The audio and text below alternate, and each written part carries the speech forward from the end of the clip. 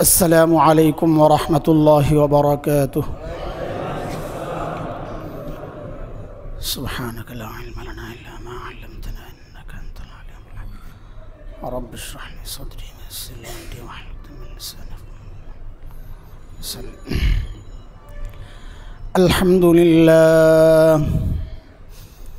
الحمد لله نحمده ونستعينه ونستغفره ونؤمن به ونتوكل عليه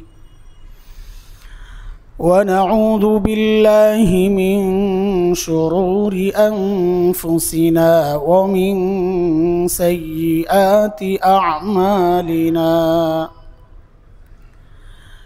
من يهده الله فلا مضل له ومن يضلله فلا هادي له. وأشهد أن لا إله إلا الله وحده لا شريك له. وأشهد أن سيدنا وسندنا وحبيبنا ومولانا محمدا عبده ورسوله. اللهم صل على محمد وعلى آل محمد كما صليت على إبراهيم وعلى آل إبراهيم إنك حميد مجيد. اللهم بارك على محمد وعلى آل محمد كما باركت على إبراهيم وعلى آل إبراهيم إنك حميد مجيد. أما بعد فأعوذ بالله من الشيطان الرجيم. بسم الله الرحمن الرحيم. ولنبلونكم بشيء من الخوف والجوع ونقص من الأموال والأنفس والثمرات وبشر الصابرين الذين إذا أصابتهم مصيبة قالوا إنا لله وإنا إليه راجعون. آمنت بالله صدق الله العلي العظيم.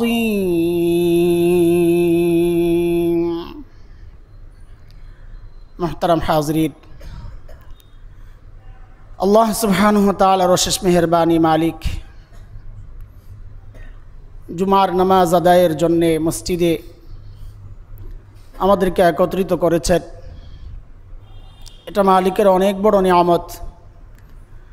লাখো কোটি মানুষ থেকে বাছাই করে মালিক আমাদেরকে ডেকেছেন, সুযোগ দিয়েছেন। এজন্য মালিকের শুকরিয়া আদায় করি, আলহামদুলিল্লাহ।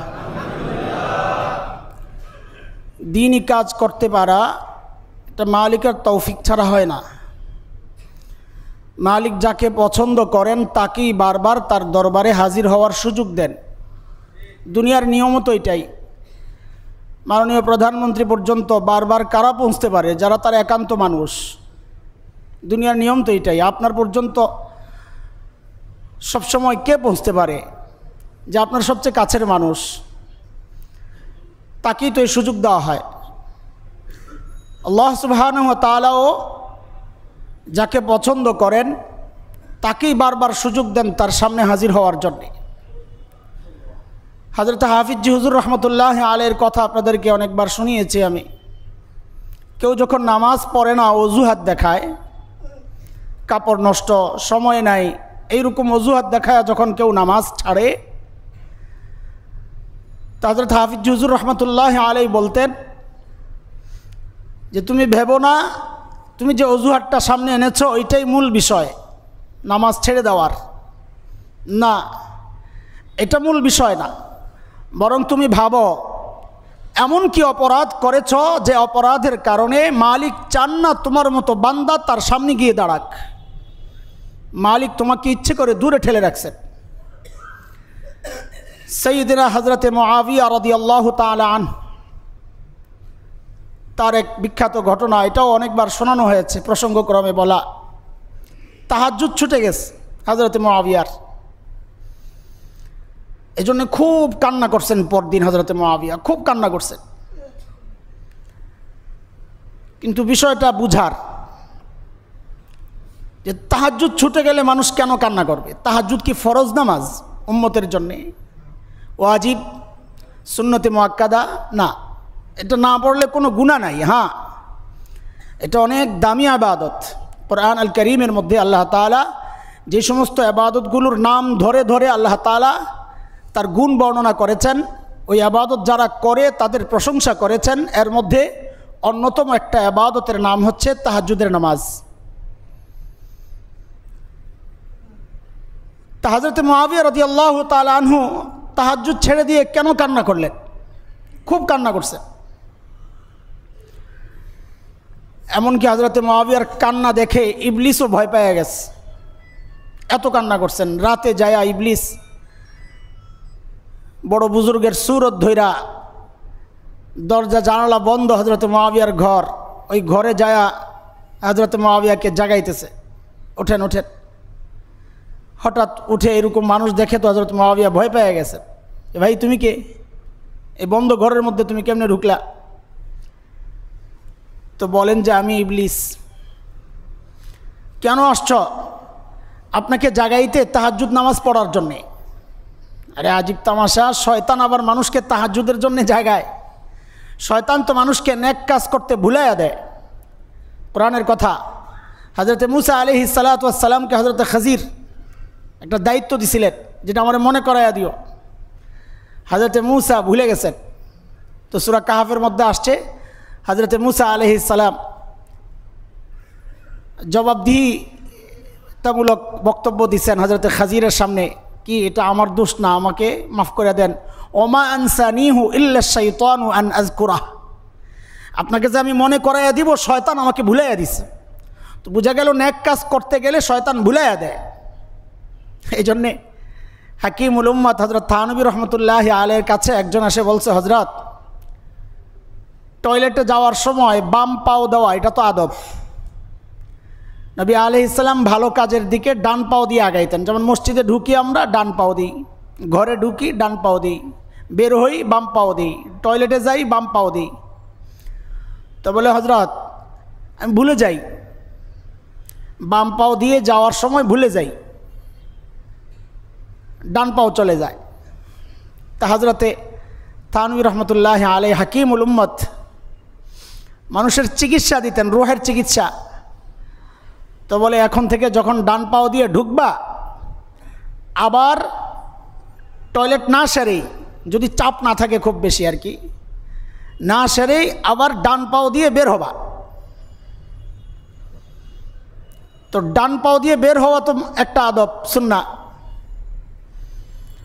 তো টয়লেট সারার আগে একটা সুন্নাহ আদায় হইল ডান পাও দিয়ে। বলে এরপর আবার বাম পাও দিয়ে ঢুকো। তাহলে কয়টা সুন্নাহ আদায় হইল? দুইটা। এক হলো ডান পাও দিয়ে বের হইলাম, জরিমানা, আবার বাম পাও দিয়ে ঢুকলাম, তো দুইটা হইল। বলে না গেলে সুন্নত আদায় হইতো কয়টা? একটা। বাম পাও দিয়ে ঢুকতাম, এখন ডান পাও দিয়ে বের হলাম, এক সুন্নাহ আদায় হলো, আবার বাম পাও দিয়ে ঢুকলাম, আরেক সুন্নাহ আদায় হলো। বলে এইভাবে করবা কেন? শয়তান বলবে ভাই তুমি বাম পাও দিয়ে ঢুকো, ডান পাও দিয়ে ঢুকলে তুমি সুন্নত আদায় করো দুইটা, দরকার নাই আমার একটাই আদায় করো।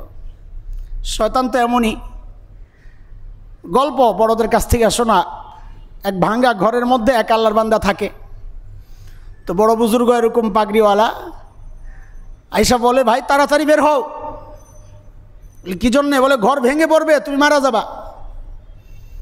তো তাড়াতাড়ি বের হয়েছে, এর মধ্যে ঘর ভেঙে পড়ছে। তা আমরা তো এইরকম উল্টাপাল্টা কিছু দেখলেই ভাবি এই লোক বড় বুজুর্গ, হ্যাঁ কারামতি প্রকাশ পাইছে। তো অবাক হয়ে গেছে ওই ব্যক্তি, আরে ভাই আপনি কে? বলে আমি শয়তান, ইবলিস। তো সারা জনম আমরা জানলাম কোরআনের কথা, সূরা ফাতির আয়াত 6, ইন্না শাইতানা লিল ইনসানি আদুওয়াম মুবিনা, ইন্না শাইতানা কানা লিল ইনসানি আদুওয়াম মুবিনা। শয়তান মানুষের স্পষ্ট দুশমন। তো মানুষকে তুমি আমাকে এই বিপদ থেকে বাঁচাইলা, এটা কেমন দুশ্মনী? তো শয়তান বলে ভাই আমি কি এইভাবে বাঁচাইছি? ওই ভাঙ্গা ঘরের নিচে পড়ে তুমি মারা গেলে তুমি শাহাদাতের মর্যাদা পাইয়া যাইতা, আমি চাই না, দূরে যাই মরো। শয়তান কখনোই মানুষের ভালো চায় না। তো হযরত মুআবিয়া রাদিয়াল্লাহু তাআলা আনহু অবাক হয়ে গেছেন, ভাই তাহাজ্জুদের জন্য তুমি আমাকে জাগাইলা? তো শয়তান জবাব দেয়, তাহাজ্জুদ ছুটে যাওয়ার কারণে যেই কান্নাটা আপনি দিছেন ওইটা আমার কলিজা শেষ করে দিছে, এটা অ্যাসিড আমার জন্যে। মুমিনের কান্নার চোখের পানি আমার জন্য অ্যাসিড সমতুল্য, আমি জলে শেষ। হাদিসে আসছে আরাফার মাঠে যখন মুমিন কান্না করতে থাকে তো শয়তান দূর থেকে, নিরাপদ দূর থেকে চুল ছিঁড়তে থাকে, তার শরীর খামচাইতে থাকে আর চিৎকার করতে থাকে, হায় আমার সারা জিন্দগির মেহনত তো সব শেষ হয়ে যাচ্ছে। মুমিনের চোখের পানি এত ভয়ঙ্কর শয়তানের জন্যে, জাহান্নামের আগুন নিভানোর জন্যে। তা হযরত মুআবিয়াকে বলে যে আপনি তাহাজ্জুদ ছুটার কারণে যে কান্নাটা দিছেন এটা আমার সহ্য হয় নাই, বরং কান্নার দরকার নাই, আপনি তাহাজ্জুদ পড়েন নিয়মিত, এটাই আমার জন্য ভালো। কিন্তু প্রসঙ্গ এটা না, বিষয় হচ্ছে হযরত মুআবিয়া কানলেন কেন? তাহাজ্জুদ তো ফরজ না, ওয়াজিব না, সুন্নতে মুআক্কাদাও না মানুষের জন্যে, উম্মতের জন্যে, তো কান্নার কি আছে এটা? হ্যাঁ ফরজ নামাজ ছুটতো, তাও একটা যৌক্তিকতা ছিল যে ফরজ ছুটে গেছে কেন দিস। আমাদের তো কান্না আসে না, যারা বুজুর্গ তাদের আমল ছুটে গেলে কান্না আসে, এটা ইমানের আলামত। গুনাহ করতে ঘৃণা লাগে, আমল করতে ভালো লাগে। গুনাহ হয়ে গেলে কান্না আসে, আমল ছুটে গেলে কান্না আসে। তো হযরত মুআবিয়া রাদিয়াল্লাহু তাআলা আনহু কান্না করছেন কেন? তো মুহাদ্দিসিনরা লেখেন কান্না করার কারণ হচ্ছে তাহাজ্জুদ ছুটার কারণে না। তাহাজ্জুদ ছুটার কারণে কান্না করেন নাই, তিনি কাঁদতেছিলেন এই জন্যে যে আল্লাহ না জানি এমন কোন ভুল আমি করে ফেলছি যে তাহাজ্জুদের সময়ের মতো এরকম মোবারক সময় যখন গোটা দুনিয়ার মানুষ ঘুমায়, আল্লাহ তার বিশেষ স্পেশাল কিছু বান্দাদেরকে নিয়ে আল্লাহর কথাবার্তা চলতে থাকে, ওটা খুব কঠিন মুহূর্ত। আল্লাহ ডাক দিছেন, নাম ধরে ধরে ডেকে ডেকে বলছেন, এই তুই বিপদে পড়ছস, আমার কাছে আয়, আলামিন মুবতালান ফাউআফিয়া, আমি মুক্তি দিব। তোর রিজিক দরকার, আলামিন মুস্তারজিকিন ফারজুকা, আসো রিজিক চাও, আমি রিজিক দিব। আলামিন মুস্তাগফিরিন ফাগফিরালা, গুনাহ করছো, আমার কাছে ক্ষমা চাও, আমি আল্লাহ ক্ষমা করে দিব। আমি কাছে চলে আসছি। আল্লাহ এইভাবে ডাকতে থাকেন। ওই মুহূর্তে যারা ডাকে সাড়া দেয়, এটা জেনতেন বিষয় না। হায় আমি না জানি এমন কোনো অপরাধ করে ফেললাম যে ওই মুবারক মুহূর্ত থেকে আল্লাহ আমাকে দূরে সরাইয়া রাখছেন। ওই জন্যে হযরত মুআবিয়া কান্না করছেন। এই জন্যে দোস্ত মুহতারাম, নেক আমল করতে পারা, এটা বুঝে নেওয়া যে আল্লাহ আমাকে ভালোবাসেন বলেই ডেকেছেন, এমনি আসি নাই। আমার চেয়ে ভালো, সুস্থ, সবল আরও কত মানুষ আছে দুনিয়ায়, রাস্তায় ঘুরতেছে, হ্যাঁ রাস্তায় ঘুরতেছে, ঘরে আড্ডা দিতেছে। শুধু তাই না, গুনায় লিপ্ত, উল্টা। কোন কারণে আল্লাহ তাআলা আমাকে এ পর্যন্ত আনছেন? আমাকে আল্লাহ ভালোবাসেন, সেজন্যে। আল্লাহ আমাকে দূরে ঠেলে রাখতে চান না, কাছে ভিড়ায় রাখতে চান। তো আল্লাহ তাআলা আমাদেরকে তৌফিক দিচ্ছেন বলেই আমরা মসজিদে আসছি। আমাদের বড়দের একটা কথা, এটা এক আমলের পর একই আমল যখন সে আবারও করতে পারে এটা আলামত হচ্ছে, এটা নিশ্চিত না, কিন্তু এটা একটা নমুনা যে তার পেছনের আমলটাকে আল্লাহ তাআলা কবুল করে আবারও ওই আমলের সুযোগ দিছেন। এই জুমা পড়তে আসছি, এটা নমুনা যে আমাদের পেছনের জুমা আল্লাহ সুবহানাহু ওয়া তাআলা কবুল করে আমাকে আবারও এই নিয়ামতের সুযোগ দিছেন। আলহামদুলিল্লাহ, আলহামদুলিল্লাহ। আমি সূরা বাকারার একটা বিখ্যাত আয়াত তিলাওয়াত করেছি। আল্লাহ সুবহানাহু ওয়া তাআলা দুনিয়া সৃষ্টির কিছু উদ্দেশ্য এখানে আল্লাহ তাআলা বলেছেন, আমাদেরকে কেন সৃষ্টি করেছেন, দুনিয়ায় কেন পাঠাইছেন। তো আল্লাহ তাআলা বলতেছেন, আমি তোমাদেরকে পরীক্ষা করব, এই জন্যে পাঠাইছি দুনিয়ায়।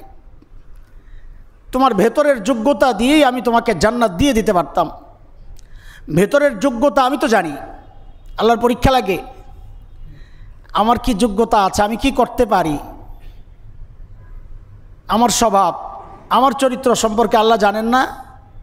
সব জানেন, কি করব তাও জানেন।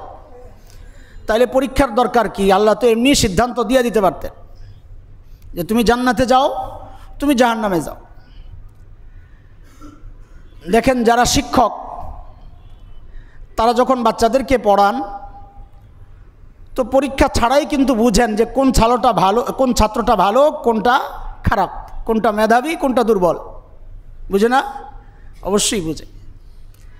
পরীক্ষক, ওস্তাদ, শিক্ষক চাইলেই দুই ভাগ করতে পারেন যে এই শ্রেণী হচ্ছে ভালো, তুমি 1, 2, 3, এগুলো হচ্ছে লাড্ডু গুড্ডু। চাইলে এরকম ভাগ করতে পারেন কিনা শিক্ষক? তারপরে পরীক্ষা নেন কেন? যেন সে না বলে যে একটু পরীক্ষা করে দেখতেন, আন্দাজি একটা দিয়ে দিলেন, একটু পরীক্ষা করে দেখতেন।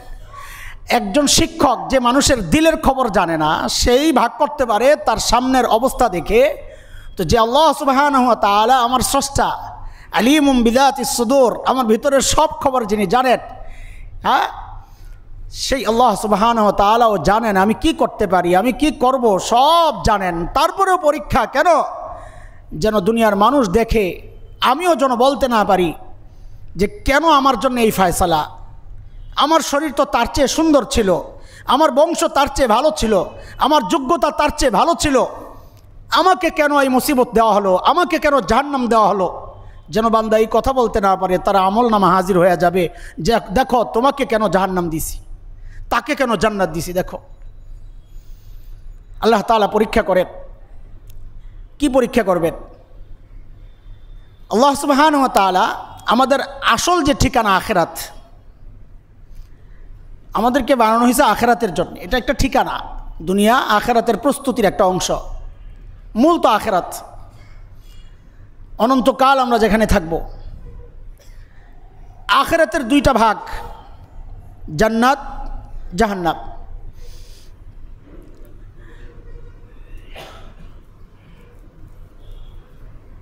এই পাশে দিয়ে দেন, এই পাশে সহজ হবে, এই পাশে খালি আছে।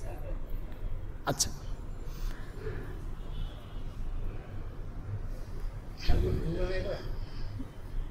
ঠিক আছে। আসসালাম।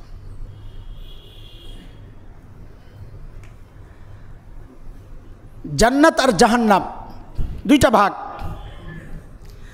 জান্নাত হচ্ছে শুধুই নেয়ামত, যেখানে কোনো কষ্ট নাই, না পাওয়ার কষ্টটাও থাকবে না জান্নাতে। পাবেই তো পাবে। মানুষের ভেতরের একটা অনুভূতি থাকে, হায় যদি হইতাম।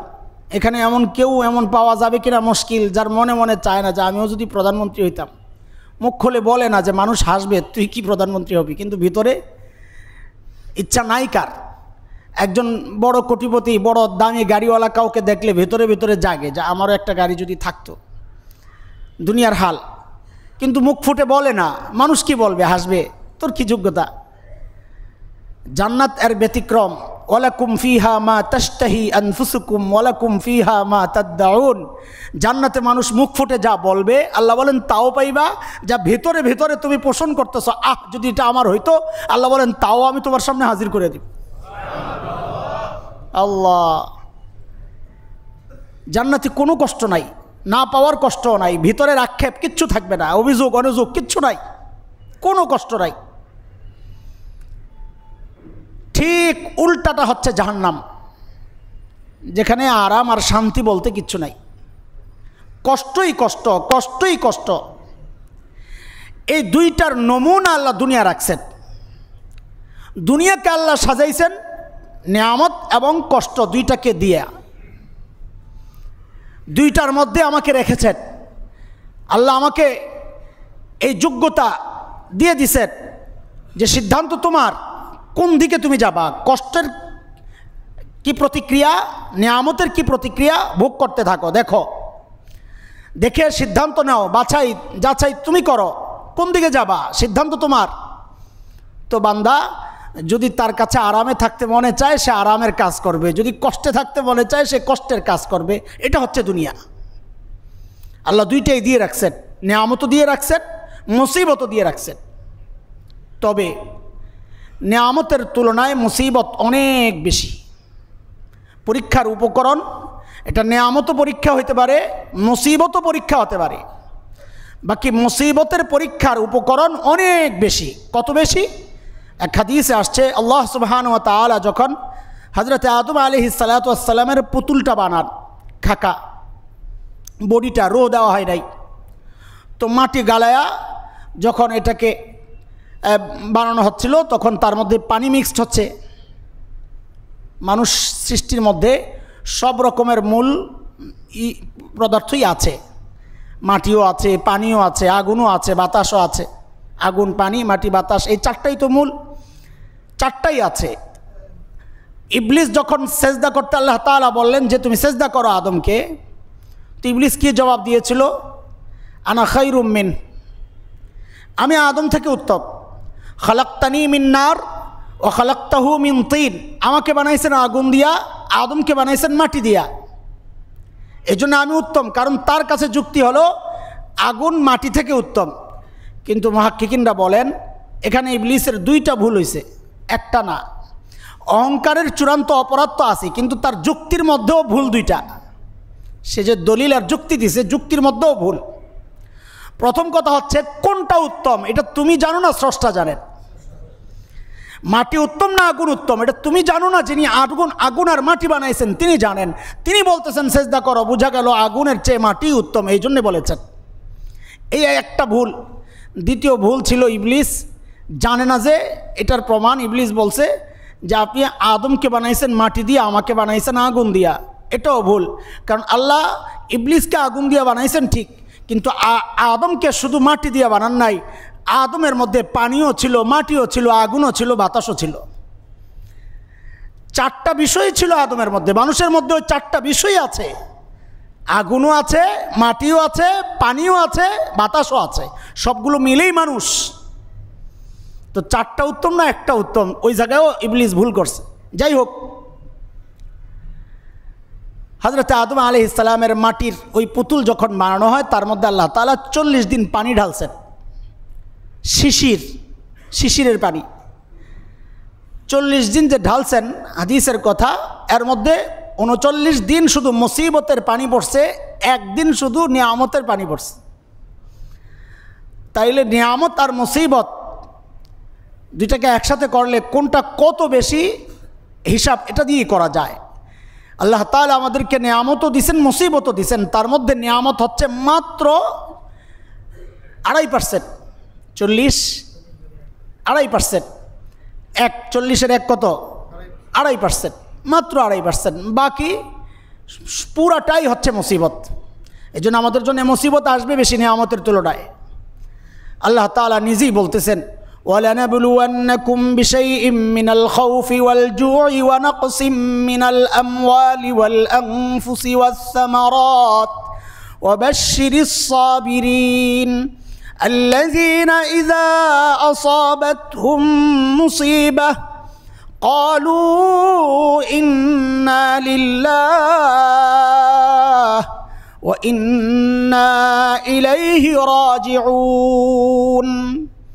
আল্লাহ বলেন আমি তোমাদেরকে অবশ্যই যারা আরবি কিছুটা জানি, ওয়ালানাবলুয়ান্নাকুম, এই সবগুলোর মধ্যে কতগুলো তাকিদের শব্দ, গুরুত্ব বোঝানো কতগুলো আছে, এটা যারা মোটামুটি আরবি জানে তারা বুঝবে। অনেকগুলো বিষয় আল্লাহ বলছেন অবশ্যই অবশ্যই আমি তোমাদেরকে পরীক্ষা করব। কেউ পরীক্ষা ছাড়া যাবে না। পরীক্ষার হল, দুনিয়াটাই পরীক্ষার হল, তো পরীক্ষা ছাড়া কেমনে যাবে? পরীক্ষা ছাড়া যাওয়া মানেই হচ্ছে আপনি ছাত্রত্বের যোগ্যতাই রাখেন না। পরীক্ষা হবেই। সবচেয়ে বেশি পরীক্ষা দিয়েছেন হযরতে আম্বিয়া আলাইহিমুসসালাতু ওয়াসসালাম। নবী আলাইহিস সালাম বলেছেন আশাদ্দুল বালা আল আম্বিয়া সুম্মাল আমসাল ফাল আমসাল। জগতের মধ্যে সবচাইতে কঠিন পরীক্ষার মুখোমুখি হয়েছেন হযরতে আম্বিয়া আলাইহিমুসসালাতু ওয়াসসালাম। তারপরে যার সাথে নবীদের সম্পর্ক যত গাঢ়, যত নিবিড়, যত কাছাকাছি, তার জন্য পরীক্ষাও তত কঠিন। কেউ এমনটা না ভাবি যে আমি বেঁচে গেছি। আপনি বাঁচেন নাই, আপনার আফসোস করার কথা যে আমি পরীক্ষা দেওয়ার মতো এখনও যোগ্য হই নাই। বেঁচে যান নাই, পরীক্ষা তো হবেই। আল্লাহ বলতেছেন পরীক্ষা করবই আমি কই বাঁচলাম? আমার পরীক্ষা হচ্ছে, আমি টের পাচ্ছি না। হালকা পরীক্ষা, কখর পরীক্ষা হচ্ছে। আমি কখর যোগ্যতা রাখি, এই জন্য আমার কখর পরীক্ষা হচ্ছে। যে আরেকটু বেশি যোগ্যতা রাখে তার আরেকটু কঠিন পরীক্ষা হচ্ছে, যার আরেকটু বেশি তার আরেকটু কঠিন। যার যোগ্যতা যত বেশি, যে আল্লাহর যত কাছের, যে আম্বিয়াদের যত কাছের, তার পরীক্ষাও তত কঠিন হচ্ছে। হ্যাঁ, মুসিবত যে শুধু পরীক্ষার কারণেই হয় ব্যাপারটা এমনও না। মুসিবত গুনার কারণেও হয়। মুসিবত দুই কারণে হয়, পরীক্ষার কারণেও হয়, গুনার কারণেও হয়। গুনার কারণেও যদি মুসিবত হয়, ওইটাও আমাদের জন্য এক ভালো, এক হিসাবে ভালো। গুনার কারণে মুসিবত, এটাও এক ভালো। কেন? ওই উসিলায় যদি আমার গুনাহ মাফ হয়ে যায়। আমাদের বড় একটা চমৎকার উদাহরণ দিয়েছেন যে আল্লাহ তাআলা কোনো অপরাধীকে তো জান্নাতে নেবেন না। কোনো অপরাধী জান্নাতে যাবে না, এটা মাথায় রেখেন। কোনো অপরাধী, কোনো গুনাহগার জান্নাতে যাবে না, ঈমান থাকলেও না। দেখেন, আবার বিভ্রান্ত হয়েন না, কথা শেষ হয় নাই আমার। কমাও দেই নাই, সেমিকুলনও না। কোনো পাপী জান্নাতে যাবে না। যেমন নবী আলাইহিস সালাম এক বুড়িকে বলছেন না যে কোনো বুড়ি জান্নাতে যাবে না, কান্নাকাটি করে শেষ। তার মানে এটা না বুড়ি জান্নাতে যাবে না মানে তুমি যাবা না তা না, তুমি তো বুড়ি হয়ে যাবা না। আল্লাহ তোমারে বয়স ফিরাইয়া দিয়া যুবতী বানাইয়া জান্নাতে পাঠাবেন, তো বুড়ি কেন যাবে? কোনো অপরাধীও জান্নাতে যাবে না। কেন? আল্লাহ তাআলা তার অপরাধ মাফ করাইয়া, শেষ করাইয়া, তারপরে পরিষ্কার করে জান্নাতে পাঠাবেন। অপরাধী কেন জান্নাতে যাবে? তো পরিষ্কার করার প্রক্রিয়াটা কি? বলে নিজের গায়ের জামাটা একটু খেয়াল করো। নিজের গায়ের জামাটা খেয়াল করো। জামা ময়লা হয়, ময়লা দেখলে কখনো আমরা এরকম ঝেড়ে দিই, হালকা থাপ্পড় দিয়ে ঝেড়ে দিই, টোকা দিয়ে ঝেড়ে দিই। ময়লাটা আরেকটু বাড়ে তো জামাটা খুলে নিক্ষেপ করি। নিজের গায়ের প্রিয় জামাটাকে খুলে এখন আর মায়া দয়া নাই, ধোপার কাছে পাঠাই।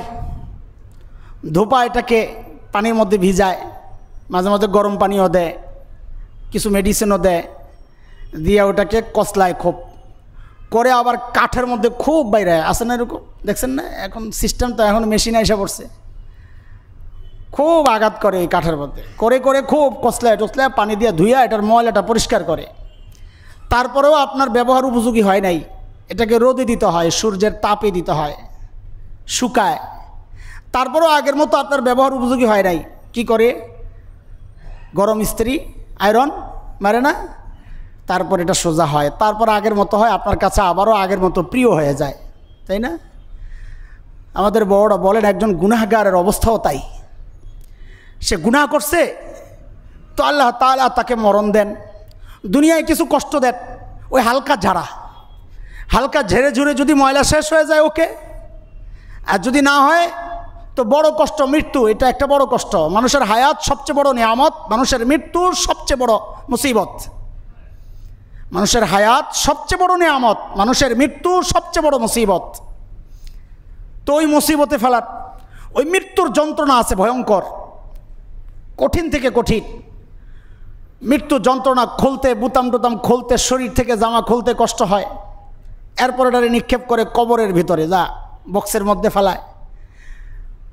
ধোপা ফেরেশতারা কবরের মধ্যে ওটাকে একটু বাইরাবাইরি কইরা এটাকে একটু সাইজ করে, কখনো গরম পানি, কখনো মশলা, কখনো লাঠি, যে যেমনি পারে কবরের ভিতরে সাইজ করে। এই যে সাইজ করা হচ্ছে কিসের জন্যে? আপনার ময়লা পরিষ্কার করার জন্যে।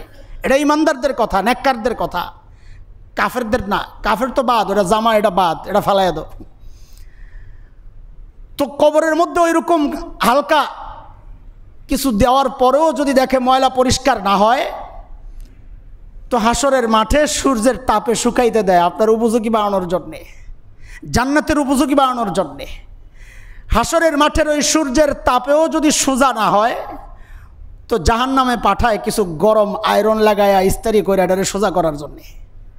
তো জাহান্নামে পাঠায়া যখন তার একদম আগের মতো হয়ে যায়, তো আল্লাহ তাআলা বলেন এখন এটা জান্নাতের উপযুক্ত হয়েছে, এটারে জাহান্নাম থেকে বের করে জান্নাতে ঢুকায়া দাও।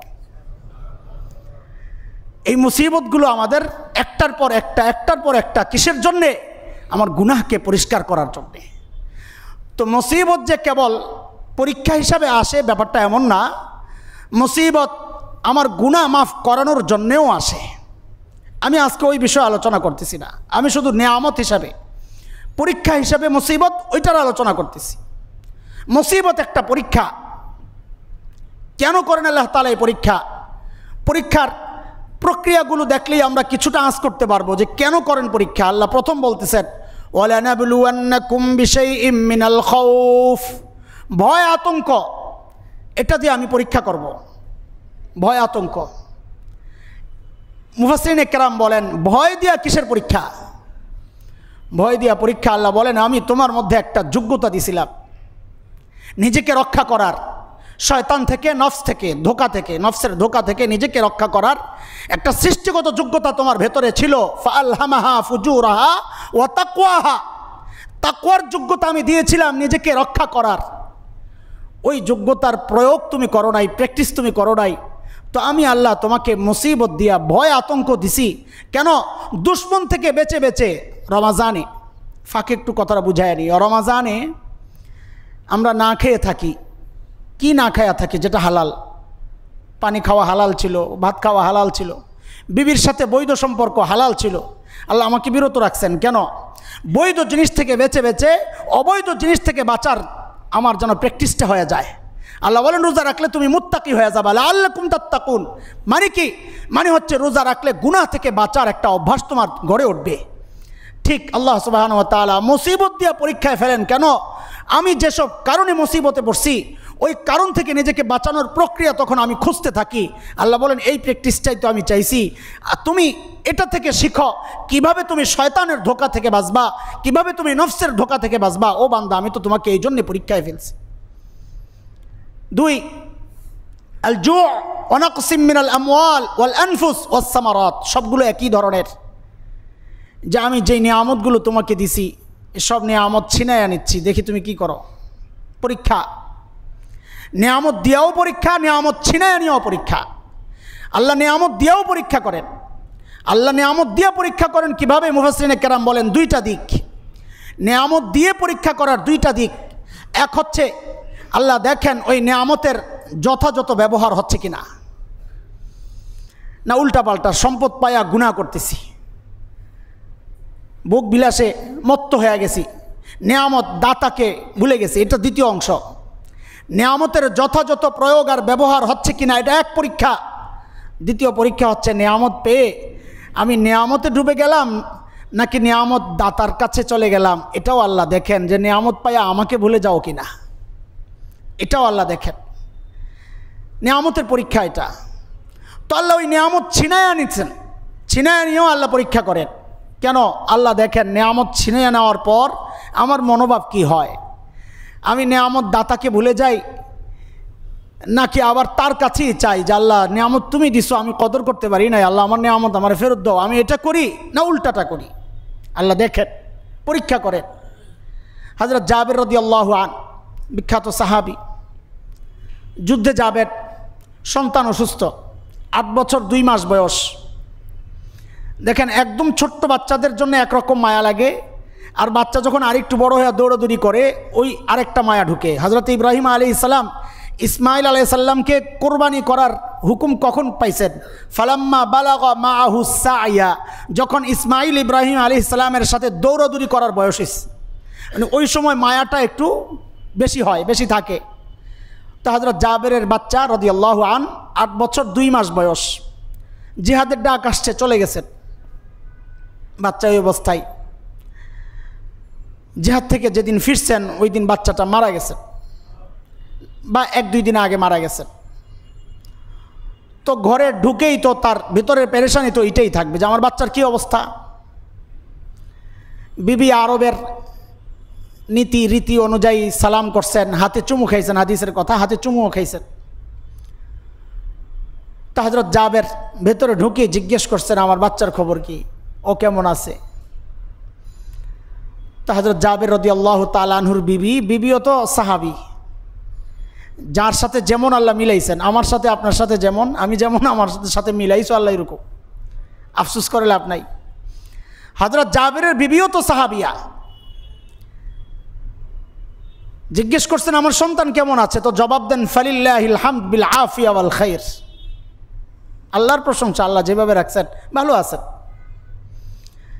বাস নিশ্চিন্তে, ছেলে ভালো আছে আর কি চিন্তা। হাত মুখ ধোয়া ফ্রেশ হয়ে শান্ত হয়ে বসছেন, তো বিবি আসছেন, এসে বলতেছেন আপনাকে আমি একটা মাসআলা জিজ্ঞেস করতে চাই। তো জিজ্ঞেস করো।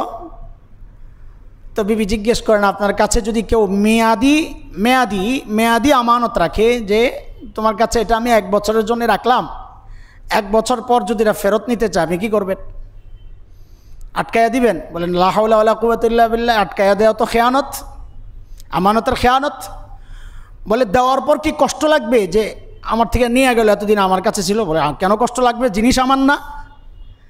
জিনিস আমার না তো কষ্ট কেন লাগবে? তো এইবার বিবি আস্তে করে বলতেছেন আল্লাহ তাআলা 8 বছর 2 মাসের জন্য আমাদেরকে একটা আমানত দিছিলেন, ওই আমানতটা আল্লাহ তাআলা ফেরত নিয়েছেন। এখন বলেন আপনি কি কষ্ট পাচ্ছেন? আল্লাহ হযরত জাবের আল্লাহ শুকরিয়া আদায় করে বলেন আল্লাহ তাআলার শুকর যে আল্লাহ তোমার মাধ্যমে আমার দিলটা সাফ করে দিছে, আমার কোনো কষ্ট নাই। আল্লাহর দেওয়া আমানত, আল্লাহ যতদিন আমার কাছে আমানত রাখছেন, মেয়াদ শেষ হয়ে গেছে, আল্লাহ নিয়ে গেছেন, আমার কোনো কষ্ট নাই। এই জন্যই আল্লাহ তাআলার হুকুম হচ্ছে মুসিবতে পড়ার সাথে সাথেই পড়তে হয় কি বলেন? বলি সবাই ইন্না লিল্লাহি ওয়া ইন্না ইলাইহি রাজিউন। আহা, এটার মধ্যে যে কি রুহানিয়ত আছে, যে আজীব এক শব্দ, আজীব এক বক্তব্য। এটা 2টা বক্তব্য এখানে। মানুষ কষ্ট পায়, কষ্টের 2টা দিক, এক হচ্ছে তার বিবেকের কষ্ট, আরেক হচ্ছে হৃদয়ের কষ্ট। বিবেককে বুঝানো যায়, হৃদয়কে বুঝানো যায় না। আপনার সন্তান ইন্তেকাল করছে, এই যে উদাহরণ তো আমাদের সামনে, আমাদের ভাই বসে আছেন, আমি বলতেছি জাবের রাদিয়াল্লাহু তাআলা আনহুর সন্তানের, উনি কান্না করতেছেন, কারণ ওনারও সন্তান হারাইছেন। ওই যে বুঝাইতে পারতেছেন না, ভিতরের কষ্ট, এটা বুঝানো যায় না। হৃদয়ের কষ্ট, এটাকে বুঝানো যায় না। বিবেকের কষ্ট বুঝানো যায়, ঠিক আছে, বুঝ দেওয়া যায়। 2টা কষ্টের সমাধান আল্লাহ তাআলা ইন্না লিল্লাহি ওয়া ইন্না ইলাইহি রাজিউনের মধ্যে রাখছেন। প্রথম বক্তব্য ইন্না লিল্লাহ, সব কিছু, আমি সহ সব কিছুর মালিক কে? আল্লাহ। তো আল্লাহর সম্পদ, আল্লাহর জিনিস আল্লাহ নিয়ে গেছেন। আমাদের সাবেক এক স্বরাষ্ট্রমন্ত্রী, আল্লাহর মাল আল্লাহ নিয়ে গেছেন, এই কথা বইলে বেচারা যে বিপদে পড়ছিল। কথা তো ঠিক আছে, কিন্তু ওই মুহূর্তে কথাটা বলার মতো মুহূর্ত ছিল না। এটা তো সবাই জানে আল্লাহর মাল আল্লাহ নিয়ে গেছে, এটা একজন দায়িত্বশীল ব্যক্তি এই কথা বলবে নাকি? কথা তো এটাই, ইন্না লিল্লাহ, সব আল্লাহর। কষ্ট, বিবেকের কষ্টটা তখন থামবে যে সব যেহেতু আল্লাহর, আমার মালও আল্লাহর, আমার সন্তানও আল্লাহর, আমার ইজ্জতও দেওয়া আল্লাহর, আমার এই পদ পদবী সব কিছু আল্লাহর দেওয়া। তো আল্লাহর দেওয়া মাল সম্পদ নেয়ামত আল্লাহ নিয়ে নিয়েছেন, এখানে আমার আফসোস করার কি আছে? এটা তো বিবেককে বুঝাইলাম, কিন্তু ভেতরে হৃদয়ের যে কষ্টটা, আবেগ, এটাকে তো এই কথা বলে বোঝানো যায় না, এটা কষ্ট লাগতেই থাকে।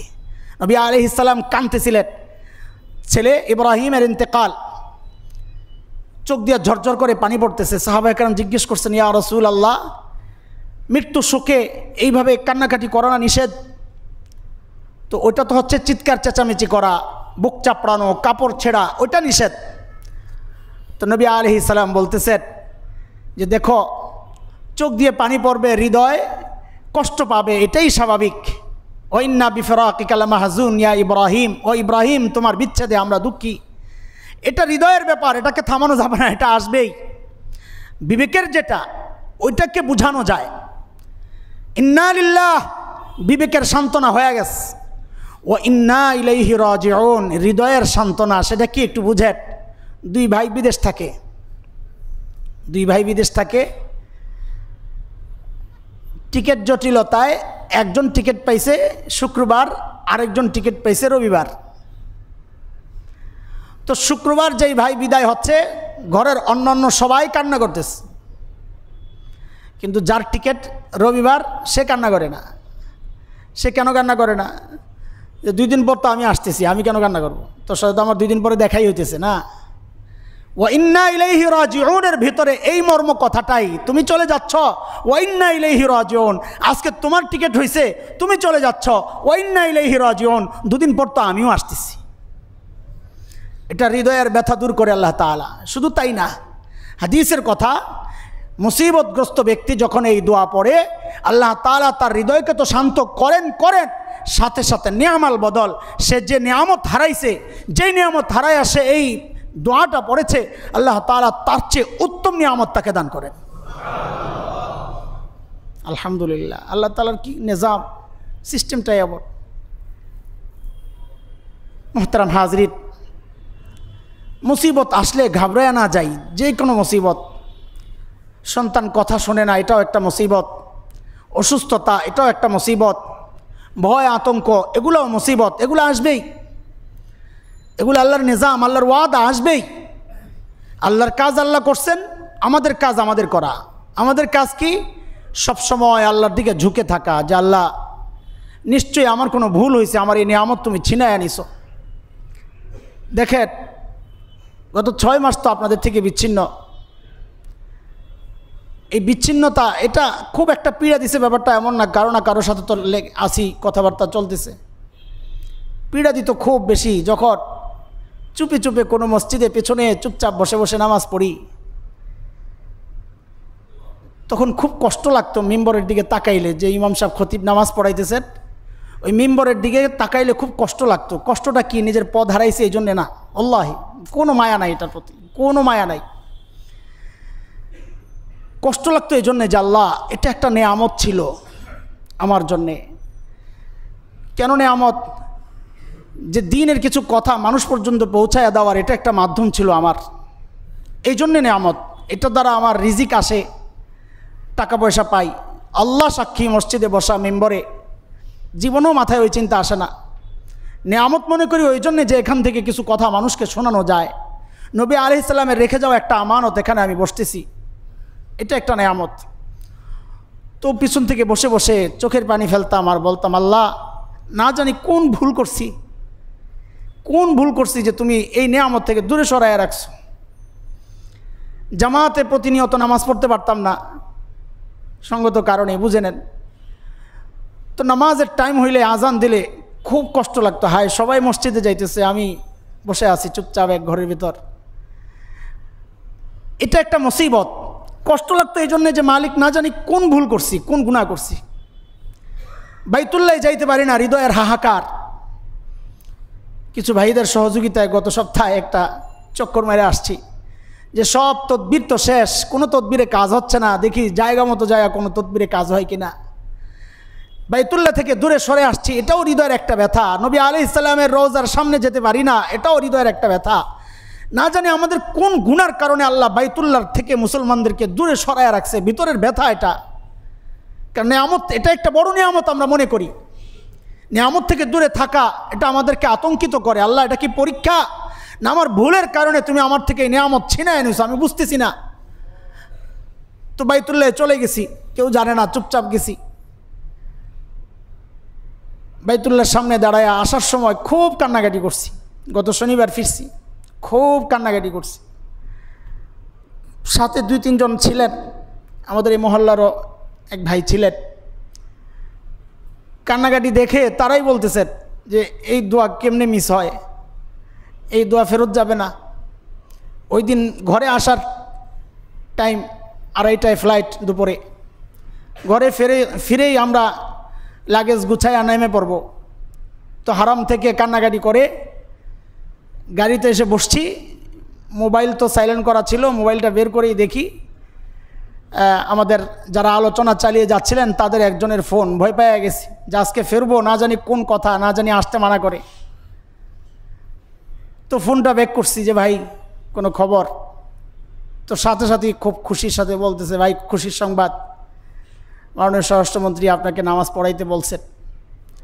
তো বলি আলহামদুলিল্লাহ, আল্লাহ তাআলার কাছে দিল থেকে কাঁদছি, আল্লাহ এখানে এটা আমার কোনো বড় পদ বড় পোস্ট এই হতাশায় ভুগি নাই, ভুগতেছিলাম ওই হতাশায় যে আল্লাহ এই নিয়ামত তুমি কেন চিনাইয়া নিলা। মাহফিল করতাম, সেই প্রত্যন্ত অঞ্চলে হাজারো মানুষ কাছে আসে, এসে জড়াইয়া ধরে যে হুজুর এই যে দাড়িগুলো আপনার উসিলায়। একটা বাচ্চা নরসুন্দির চিৎকার করে করে কাঁদতেছে যে আমি মাজার পূজারি ছিলাম, মাজারে যাইতাম, আমার পুরা ফ্যামিলি, পুরা ঘরের মানুষগুলো আপনার উসিলায় আজকে দিনের উপর। ওগুলো খুব মনে পড়তো যে আল্লাহ আমার তো কোনো আমল নাই, আমি তো একেবারেই আমল ছাড়া। এই মানুষগুলো যদি হাসরের মাঠে দাঁড়ায়া যায়, আল্লাহ এই মানুষটার উসিলায় দিন পাইছি, তো হয়তো ওই উসিলা আল্লাহ আমাকে মাফ করবেন। আমার তো ব্যক্তিগত কোনো আমল, আমি আমলে খুব দুর্বল, কিন্তু এই মানুষগুলো যারা আমার উসিলায় আমল করতেছে, ওই মানুষগুলা যদি দাঁড়ায়া যায়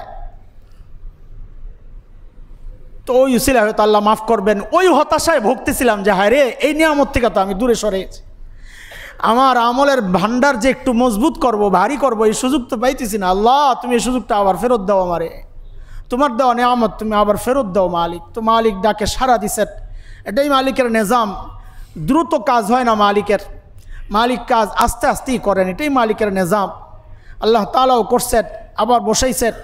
আল্লাহ যদি চান আবার সরাইবেন, সব আল্লাহর ইচ্ছা। আল্লাহ বলেন এটাই আমি চাই, তুই এটা বুঝ যে নিয়ামত যিনি নেন, নিয়ামত ছিনায়ও তিনি নিতে পারেন, ফিরায়ও তিনিই দিতে পারেন, আর কেউ নাই।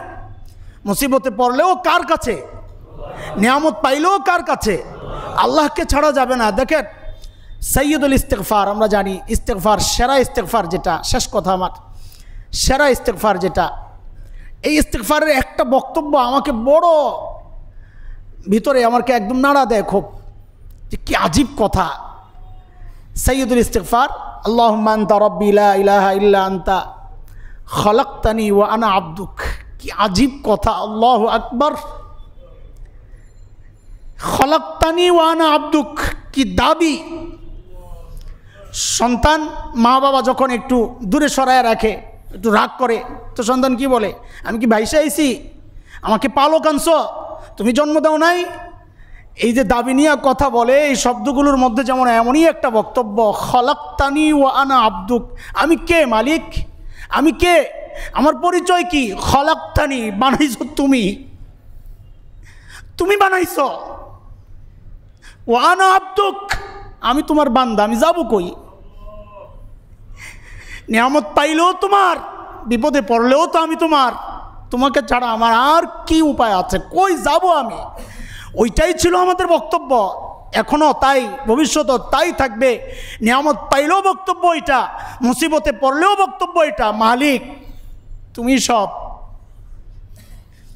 গুনাহ করলেও বক্তব্য এটাই, মালিক গুনাহ করছি, তাড়াই দিলে যাব কই। কোরআন আমাকে ওইভাবে শিখাইছে, ওমাই ইয়াগফিরুয যুনুবা ইল্লাল্লাহ। গুনাহ করছি তো করে ফেলছি, গুনাহ তো করে ফেলছি, এখন যাব কই, তুমি ছাড়া মাফ করবে কে। আয় কি সুন্দর কথা, সুবহানাল্লাহ। প্রিয় ভাই, মুসিবতে পড়লেই ঘাবড়ায় না যাই, নিয়ামতে পড়েই মালিক ভুলে না যাই। নিয়ামত পাইলেও বলবো আলহামদুলিল্লাহ, নিয়ামত পাইলেও বলবো আলহামদুলিল্লাহ, নিয়ামত চলে গেলেও বলবো আলহামদুলিল্লাহ, ইন্না লিল্লাহ। আবার মালিকের কাছে ফেরত আসবো।